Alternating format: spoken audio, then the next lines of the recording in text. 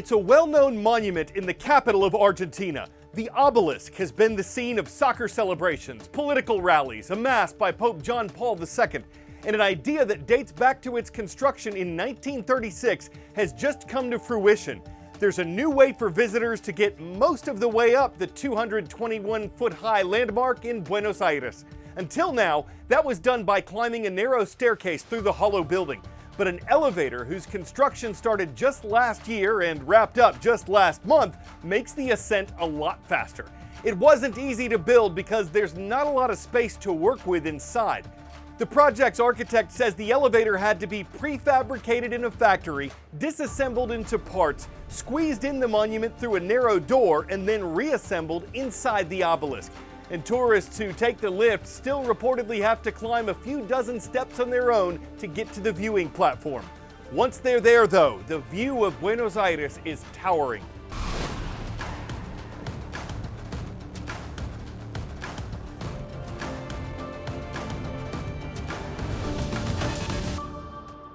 I'm Carl Azuz. This is the world from A to Z. Thanks for taking some time to hang out with us this Tuesday. Many investors in America and abroad were in good moods yesterday following progress on trade negotiations between the world's two biggest economies. Those countries are the U.S. and China. When he took office in January, U.S. President Donald Trump said his government would tariff or tax other countries to bring in revenue and, quote, protect American workers.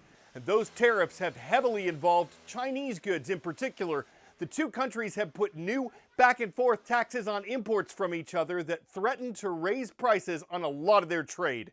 However, officials from the two rivals met in Switzerland over the weekend, and they announced that for at least 90 days, American tariffs on many Chinese goods would be reduced from 145% to 30%, and Chinese tariffs on many American goods would be reduced from 125% to 10%. The U.S. imports far more from China than it exports to China. Several media organizations called the talks a major step for the two countries, and both nations agree it's an important one. Negotiations continue over what happens after the 90-day period. Word and knowledge. What U.S. state is home to the oldest airport in the world?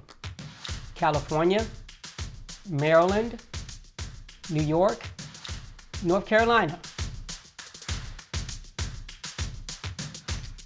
In operation since 1909, College Park Airport is considered to be the world's oldest. It's located in the state of Maryland. Radar outages, shortages of air traffic controllers, and equipment problems have been blamed for numerous issues that have popped up recently at U.S. airports. After another air traffic control equipment outage, the Federal Aviation Administration implemented a ground stop for Newark Liberty International Airport-bound flights Sunday morning. This comes after a 90-second-long radar and radio outage last Friday at the Philadelphia-based TRACON facility, handling flights departing from or arriving at Newark. Transportation Secretary Sean Duffy says it's still safe to fly into Newark. I fly out of Newark all the time. My family flies out of Newark. And just when we saw these two incidents, when we have issues, there are policies and procedures in place for controllers and for pilots. They know what to do. All while admitting many systems air traffic controllers use are old. The Congress and the country haven't paid attention to it, right? They expect it to work.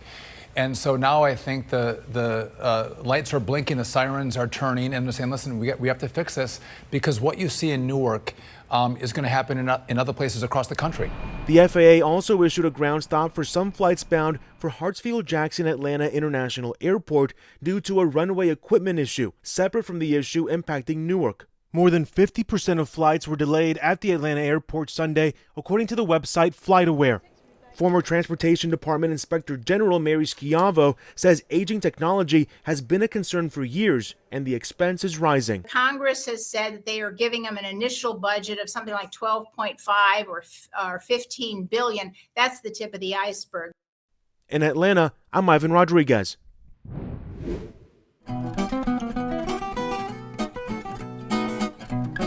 On this date in world history, The United States declared war on Mexico on this date in 1846. The Mexican-American War lasted 2 years and eventually expanded U.S. territory by more than 500,000 square miles. On May 13, 1981, Pope John Paul II survived an assassination attempt in Vatican City by escaped Turkish prisoner Ali Agca. The leader of the Catholic Church later visited Agca in prison and forgave him. Decades later, after his release, Agca laid flowers at the tomb of the late pontiff. And a British mom and mountaineer made history on this date in 1995. Alison Hargreaves became the first woman to climb Mount Everest without oxygen or help from Sherpas, local Tibetan guides. The 33-year-old reached the summit of Pakistan's K2 mountain 3 months later, but died in a massive storm on her way back down. Of all the places we've taken you to on this show, the powder room was not on my list. But the term has a fascinating history of its own. It's less about bathroom humor and more about this. Nowadays, powder room just refers to a small bathroom, usually with only a toilet and a sink, unlike a full bathroom, which includes a tub or shower.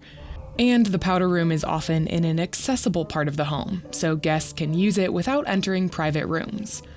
But back in the 1500s, a powder room was a very literal name for that room, a place you would go to powder your nose, or your wig.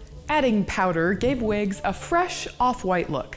The powdery substance varied, but most often it was ground up clay, chalk, or flour.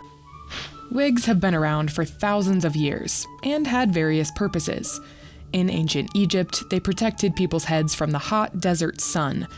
The Greeks and Romans used wigs as both a fashion statement and a way to cover greasy, smelly hair. England's Queen Elizabeth I owned more than 80 bright red wigs. But it was King Louis XIII of France that really put wigs in the spotlight. He popularized them out of necessity. At the age of 23, he was already going bald. At that time, having a full head of well-groomed hair was a sign of wealth and power. And as king, Louis didn't want to seem vulnerable in front of his subjects, so he picked out a very opulent wig. His example kicked off a fashion craze. The bigger the wig, the more money you appeared to have. That's where we got the phrase bigwig. The bigwigs in a company are the top decision makers, who also make the most money. British Parliament passed the Duty on Hair Powder Act, which required people who weren't members of the royal family, the military, or the clergy to buy a certificate in order to buy wig powder. It cost the equivalent of $130 today. People didn't want to pay, and it ultimately ended wig fashion. And now, a powder room is a vintage phrase that's almost entirely disappeared with a poof. What day is it? The celebrated jumping frog of Calaveras County inspired today's holiday. On May 13th, National Frog Jumping Day recalls Mark Twain's famous short story and raises awareness about these amazing amphibians. Nicknamed the Battle-Born State because it joined the Union in 1864 during the Civil War, Nevada is our first stop today. It's where Mr. Cox's class is watching from Clark County School District. Great to see y'all in Las Vegas. Next is the Bay State of Massachusetts. Wareham High School is the home of the Vikings, and we've got some online in Mr. Barros's class in Wareham. There's a famous Kansas City in 2 states, but it's the one in the Show Me State where you'll find Russell Jones Education Center. Mrs. Longhoose's class is in the Show Me State of Missouri, and from Bixby, Oklahoma, the Sooner State. We welcome the Spartans of Bixby North Intermediate. Mrs. Wertz's class is there and awesome like Fridays.